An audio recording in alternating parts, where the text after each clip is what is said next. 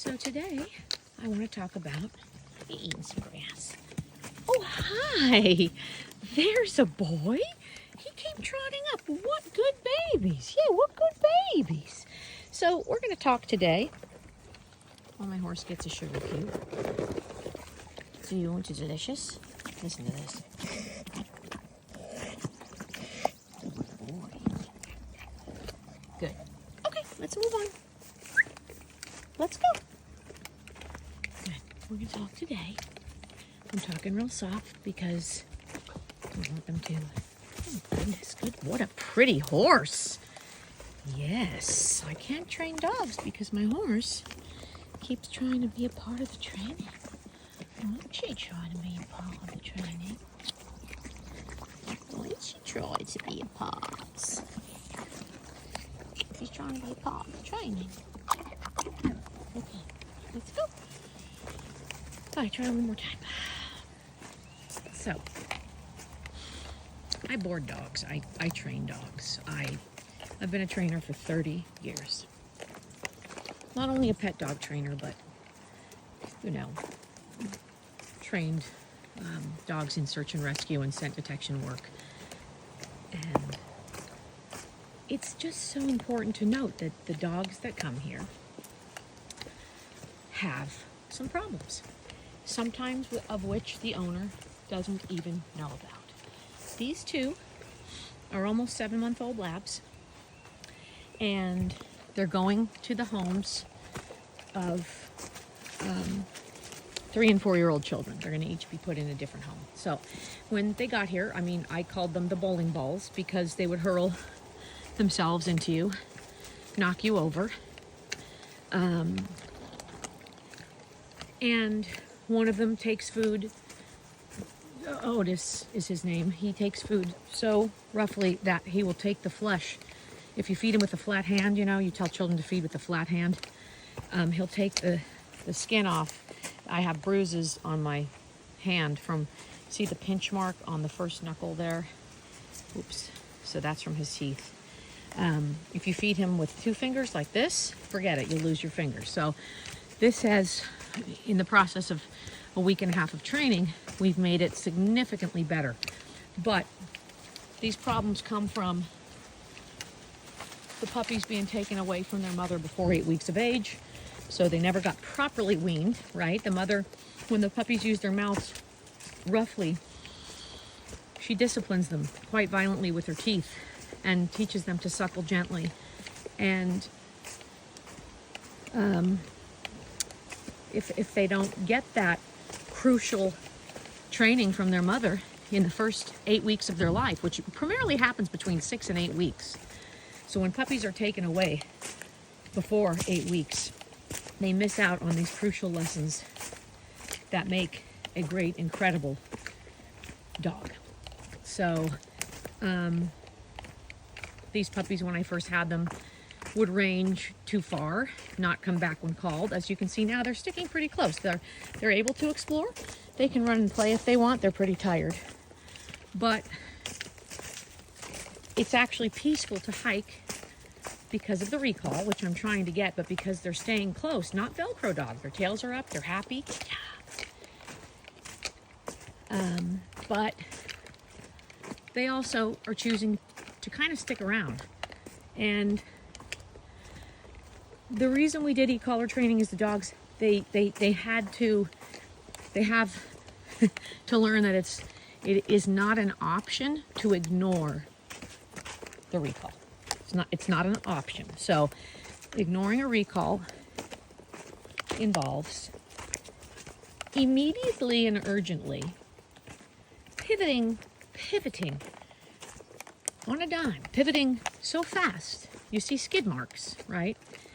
Chasing a deer, chasing a rabbit, I don't care. The recall means stopping and pivoting and running back to the handler so fast you see skid marks. Okay? It's not a meander back to the owner.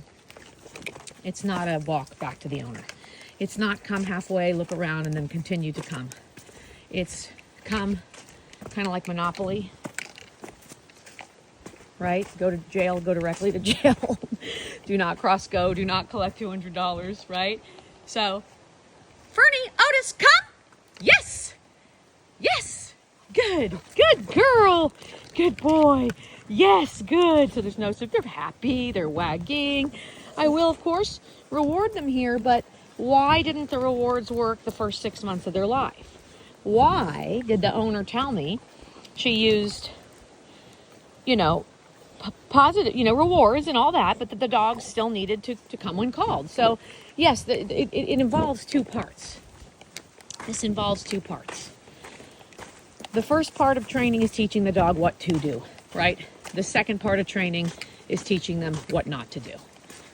So if I teach them what to do, like come inside of a house with no distractions, that's first. And that happens with reward and motivation. I say it's more than reward. It's building motivation. Here we have an electric wire fence. I don't want them to go through it. So you can't, I have to zoom in so you can see the wires. Let's see here. There are wires going laterally. So I can use a leave it there or a come, but they chose to come away. So that big grassy field that you can see beyond the trees is fenced in with a wire. It's hard to see the wire. But anyway, I was waiting for them to go closer but I don't need to because they're sticking with me. So, back to the recall training. So the first part is done with treats and cookies, but it's also more than treats and cookies. It's building a motivation, building a reason to want to come. Even with cookies in the house, I see dogs coming lackadaisically. So I do use toys, food, fun. If these dogs come to me, right on. So see there, I didn't have to use my come command, which is another important thing. Like, leave them behind a little bit. Let them lag behind. And if they choose to come up, give them a reward. But you don't need to constantly use your come command, especially if they were just sniffing. I don't want to take their ability to sniff away. I want them to hang back and sniff good things, right? But they kind of knew when they were a certain distance from me. See, here goes Otis. Here goes Otis. Otis, come. Yeah. Yeah. Yes. Yes. Good boy. Yay. So, when he kind of starts there to take off a little bit, then I can use my come just because I really don't want him to get out of sight. You're being so polite. You're being so polite. You snapple to do. Okay, break. Let's go. So, once the owner said to me, she gives me the 6-month-old dogs, which is awfully young for e-collar training. But not if you use it gently, not if you use it on vibration first. Teach them, that what it means to feel a stimulation around their neck. Like, you can teach a dog the vibrate means to come, right? So when you switch over to the shock, you've already imprinted and showed them that what the shock means to do, correct? So there's a whole book you can write about negative reinforcement, escape avoidance training, and all that. And that's not what the point of this is, that it's not an option for these dogs to ignore a command. And a command, again, should be instant, immediate, beeline, sprinting, done.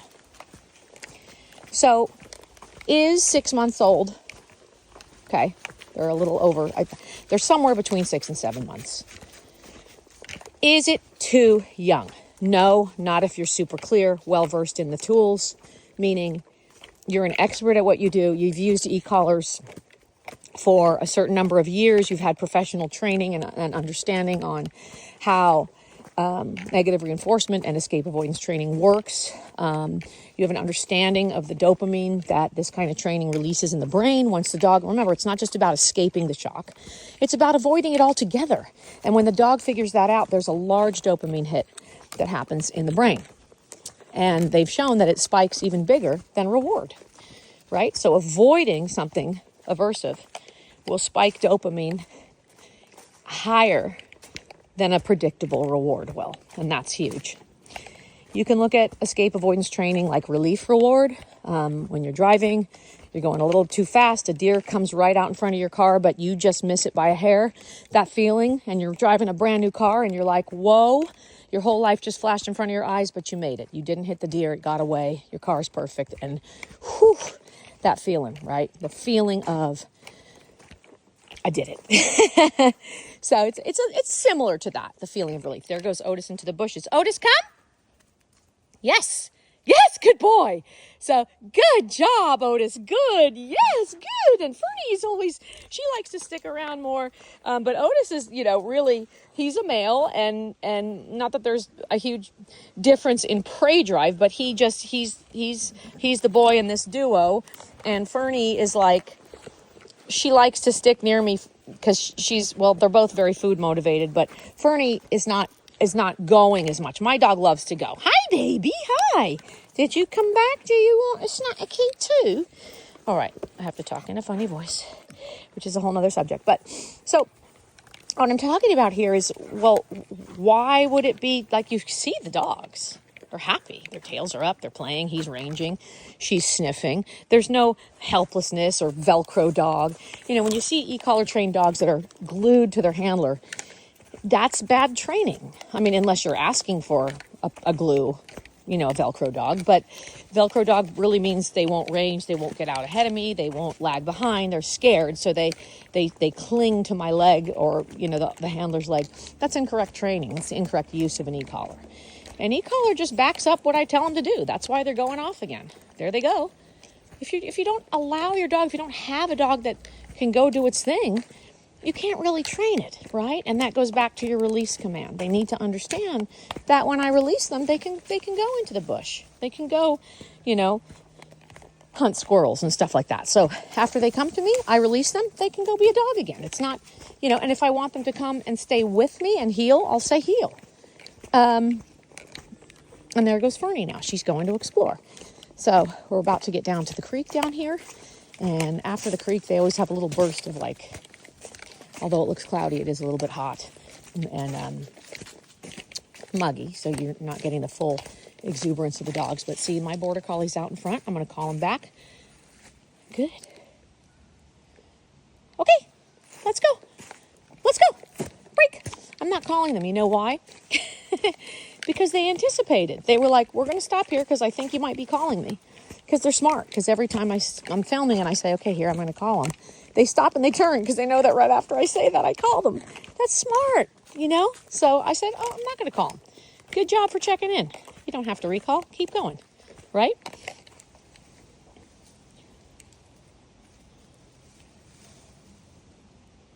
And it's always when I'm doing a video that we won't get the full charge bolt into the woods after a squirrel because there's just no squirrels today. And Lickety, the border collie up front, she will tell us when there's a squirrel. She'll take off and kind of has the leader of the squirrel hunt. So this is a creek. It's kind of stagnant water, and I don't want them. Leave it. Good. Good. Yes. Good girls. Good.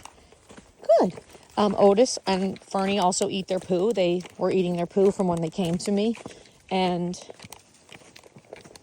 I've had to leave it, but they were also hiding to go to the bathroom. So I can't really punish them when they finally started to go to the bathroom in front of me.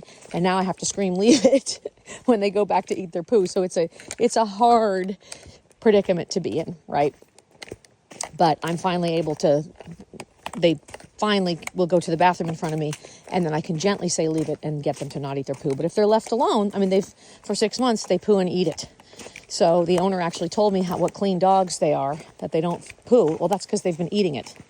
So, a lot of times the owners don't know what's going on with dogs. And the only other thing I'm going to say is, yes, I would tell any owner that's not used an e-collar to get training, to work with somebody who's an expert, who comes highly referred, who you can speak to references and see how many dogs they've trained and how many, working dogs they've trained or whatnot. But it's really, really important who you work with. And I have seen dogs ruined from an e-collar, but I've seen more dogs ruined from a lack of training. So let's call a spade and say, you know what? This creek is really flowing a lot, so it's very clean water. You can hear the trickle, the waterfall down there. So the main thing I wanted to stress is a dog trainer's favorite saying, Fernie, Otis, sit. Good. Fernie, sit. Good sit. Very good. Are you sitting? Ready? Yes, I'm going to give you a snack. So the dog trainer's favorite saying is it depends. So someone will ask me a question, well, do you use punishment? It depends. Do you use positive only? It depends. Do you think an e-collar is if 6 months of age is too young to use an e-collar? It depends. Who's using it? When? How? Why? What does the dog already know? Right? So the answer is it depends. But for me, the answer is my dogs are so darn good that I will have to put an e-collar on by 6 months. Because if I don't, the bad habits will for sure, creep in. Meaning the longer you wait to address real distractions, the longer it takes to fix. And I shouldn't say that. The e-collar is pretty magical. So if a dog has so again, it depends. But if a dog has a great recall in the house with no distraction, good Patty, good boy. See, they're finally, good job, yeah. They're finally peeing in front of me. They would hide to pee, and the owner concurred with that. And she kind of said, well, why? I said, well, someone disciplined them for peeing, The dog peed in the house, and someone screamed, no, get out, or spanked, or whatever. Now the dogs hide to pee. I mean, you can't just discipline what you don't want, right? You have to show them how good it is to go in the right place and how many rewards there are. And I would prevent that pottying in the house, right? So here's our stagnant water. They're looking, they want to go in it, but they won't, because every day when we pass this little puddle of water, I give them a leave it, right? Good. So that they don't want to go in anymore. But anyway, I just wanted to address a few issues because for these dogs who were wonderfully trained even before they got here, because the owner had done 4 or 5 lessons with me before they came to stay with me. So they were prepped with a perfect foundation. And then they're going to somebody, me, who's well-versed in e-collar training and escape and avoidance training and what it does in the brain, and how you can really have a dog that you can stop on a dime, even in the most distracting, prey chase, bunny, squirrel, it doesn't matter. So, is 6 months too young? No. But is it for everybody? No. I mean, if you have a Chihuahua that never leaves the yard, no. It's probably not as important to you as it is if you hike your dog off leash and you own a Belgian Malinois or a poodle. We had a poodle here really didn't have a recall, and whose owner thought it would never chase a horse. It chased the horse twice. So, of course, we prevented it and things like that, but the owner had no idea because the horses were never running. So most dogs don't chase horses because they're standing still. But as soon as the horses start galloping and stampeding, you'll see a whole different dog, right? So Otis took food so hard, but it's also a predicament because if you're hand feeding and he bites you hard, you can't discipline because now you're feeding and disciplining, and it's very confusing. So there's a lot I'm doing there, and maybe I'll do a special video just on how to deal with that. But it's pretty much because and they're watching my border collie. It's pretty much because he was taken away from his mother at around 6 weeks. So the crucial weaning, where the mother teaches the puppies in this crucial window of socialization from their mother, those last 2 weeks between 5 and 8 weeks is where they learn to be gentle mouthed, especially a lab. Otis will take your finger off. Fernie's pretty rough too, but they're both 80% better. But I wouldn't let a child give this dog a treat because they snap it. And believe me, there's a ton of games, lowering the food and lifting it away when they reach for it, blah, blah, blah. But it's much deeper than that. This was from a lack of being weaned properly by the mother. I also believe that eating stool was because they're left to poop on their own. So there's no reward, there's no correction, they're bored, there's poop, and they eat it. And the owner comes in and says, oh, they're so clean. Look, they've never pooed in their dog run. No, they've been eating it. So, what's going on with your dog that you may or may not be seeing? And when I say you may be seeing it, you may be misinterpreting it, right? Like, oh, she's just shy. When in reality, she's leaning towards fear aggression, right? So, okay. I'm going to do, well, you won't even let me do it. I was going to do a leave it. So if I stop and turn, they connect. They look in at me because they know, okay, Dina stopped. She turned towards me. I better key in. And I don't have to use the command. So it's an unwritten language. The other thing is, I'm talking. I'm not engaging right now. And they're being really, really good. But our training also looks crazy, like tug of war and play. And I can hype them up and amp them up and get them running to their place and back, which I'll show later. But, for the most part, training, it's not rocket science, but it's definitely science. And I think the ones that do it well, the ones that understand the unwritten part, the part you can't write down, that is the, ineffable, ephemeral equation. Or it's something that can't be taught. It comes from hours in the saddle and having a good mentor. So I believe putting in the hours and having a good mentor will help you. But there's definitely a certain amount of natural ability among top handlers and trainers that it's something they've never been taught. They usually had animals at an early age. And they all of them had great mentors. They're not social media influencers. Influencers are not experts. That's why, what led to the demise of the,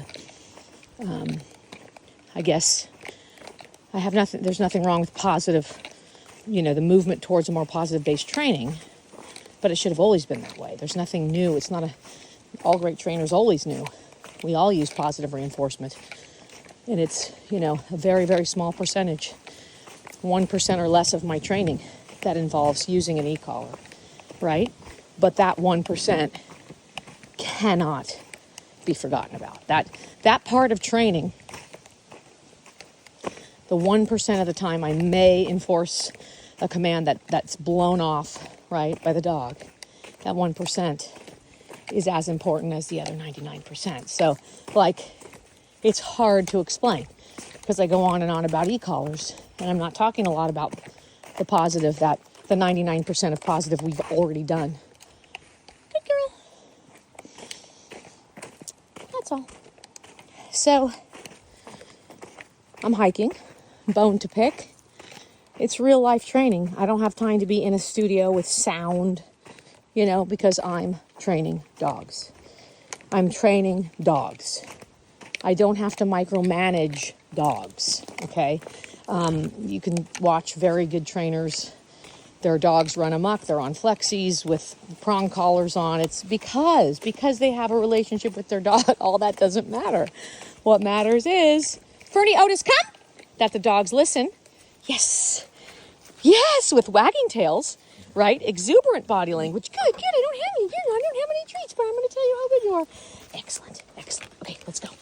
Because a command is an opportunity to gain something, right? Come or sit, and you can see how happy they are. They were kind of bored before, and then we did a recall, and they're like, oh, we're happy again. We did something, we know. And I'm out of treats, but, training a command, right, like come or sit or down or stay, that should lead to something amazing, right? A good IPO dog, maybe the sit means he gets to bite, right? The bark and hold, or let's just say he's on a sit stay, he's watching, and that release into the bite, the command to go bite, was given from a command, meaning The dog was on a command. He was on like a stay or a wait or don't go forward, right? So he was sitting, he was doing whatever he does before the handler releases him to go bite the sleeve, the man wearing the sleeve. So the important part to remember about that is that commands lead to something good. Just like the bite dog has to be on a sit or a down. Right, think of a border collie herding sheep. That border collie can't just run and bite the flanks of the sheep and draw blood, which is what they want to do. They can't just chase the sheep. They have to lie down. And for lying down, the handler releases them to move up and move the sheep. And if they get too pushy, they have to lie down again. So commands lead to the opportunity to get closer to and move the sheep, which is what the true instinct and drive of the border collie and other herding dogs, and pretty much all dogs, want to do. So it's really important to not use sit or down or stay as a discipline or punishment, right? So that's another reason to think of e-collar training. It's like, I want my sit and my down and my come to lead to something, to lead to a release, to lead to freedom. So I can call my dogs to come, sit them at the front door, and then open the door and release them out. But they had to sit first. So sit leads to something. Commands are the beginning of fun, not the end of fun. Most people use commands for the end of something. Your dog's playing with another dog. You use the come command to do what? To bring your dog away from play? Terrible training. Terrible training. Should you be able to call your dog out of play? Yes, that's what the e-collars are for. But owners, before they've even trained their dog, use the come command or the sit to stop and end play with another dog and then take their dog away. So not only was it a bummer and punishment, but they lost the very thing they were doing, which was playing with another dog. Terrible training. So I'm going to be talking about a lot on my nature walks with dogs. Some of my podcasts have visual components to it, so you can see why I'm out of breath. I just walked up a huge hill. I'm getting back to my property here. It's our little red barn. But it's so important. And I have to also manage expectations. So these dogs have been doing something for 6 months, right? For 6 months, Otis has been biting really, really hard after his food. If you put a bowl of food down, he eats like a chicken. He pecks at his food. It goes flying everywhere. He's not hungry. This is just how he eats. So when a dog has been practicing a behavior for 6 months or 7 months, they're only 6 months old. It's not something I can do in 2 weeks, right, to get him completely soft mouth, right? A bad trainer could get him fearful or, hit him when he takes food roughly. That's terrible training. You can't do that. It will not fix the problem. It will make him scared of people.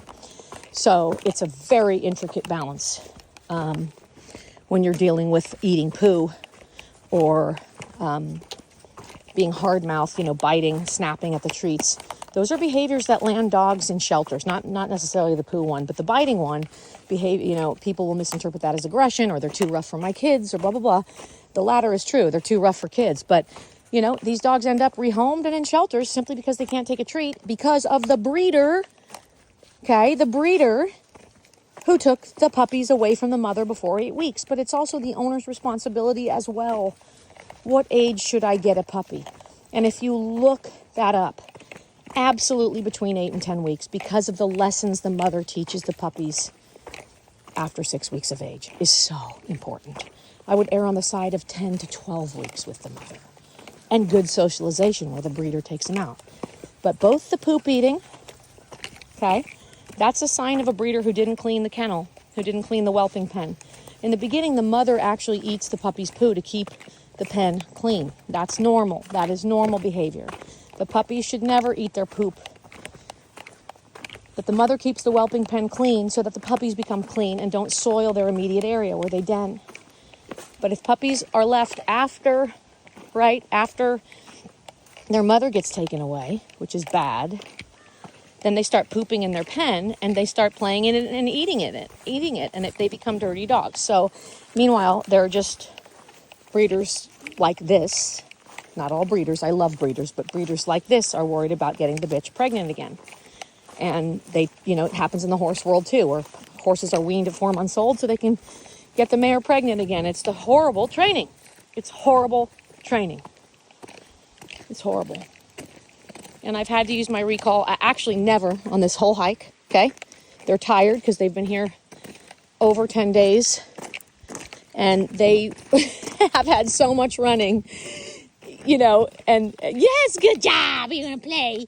They've had so much running and so much play and swimming that they're actually just mellow. I mean, they're actually puppies like, oh boy, I'm not going to hang back because we get walks all day long, you know, and that's super fun. And I'm going to littermate play here. More myths. You know, littermates shouldn't be more aggressive. They do play rougher just because they know each other. Good. Excellent. Right? So calling your dogs out of play, no matter how distracted they are. Fernie Otis, come! Yeah, look at you. Look how smart. Good job. Woo! Okay, ready? Go. Let's go. Freedom, go. Go play again. Yeah? Was that fun? Okay, get her. Go get her. So I call them, why? To go back. Let's go. Let's go play. I'm calling them so that they go back into play. Good job. Good job. They want more. They want more. Yeah, you want more. Now, my border collie may discipline them a little bit, which brings me to another mistake, right? Let the older, experienced dog who's friendly discipline the puppies. Let the dog discipline the puppies. These dogs leave her alone. She doesn't want to play. She taught them with her mouth, with her teeth, by jabbing them around the neck, okay? And it's not pretty all the time. When a mother weans her puppies, it's not pretty. It's not treats. She doesn't use treats. And the stupidest argument in the world, well, we're not dogs. You know, when we know better, we do better. What? Know better than what? Who, the mother dog? You put a collar around their neck and you match the aversive with what the dog needs. How minimally aversive can we be, right? This is Lima, least intrusive, minimally aversive. How can I be the least intrusive on my dog, right? And the minimally aversive, meaning what's the least I can do to get their attention? And if a flat collar doesn't work, and a choke chain doesn't work, or a martingale or a slip collar doesn't work, then you put on a prong collar or you put on an e-collar. So it's a thought about process. It's not haphazard. You don't slap an e-collar on a puppy because it's going to be easy. You will ruin a puppy if you do that. So I do believe in the educated use of tools. I would say that 5 months old, even with an expert, is too young, right? So you're on a slippery slope at 6 months, but they're well into their 6 months, and it was also their robust personality, how exuberant, how much jumping, how they would hurl their whole body at you and bite food, would take off your finger, and they're going to a home. One's going to a 3-year-old, one's going to a 4-year-old. Obviously the families, but I mean, there's no time.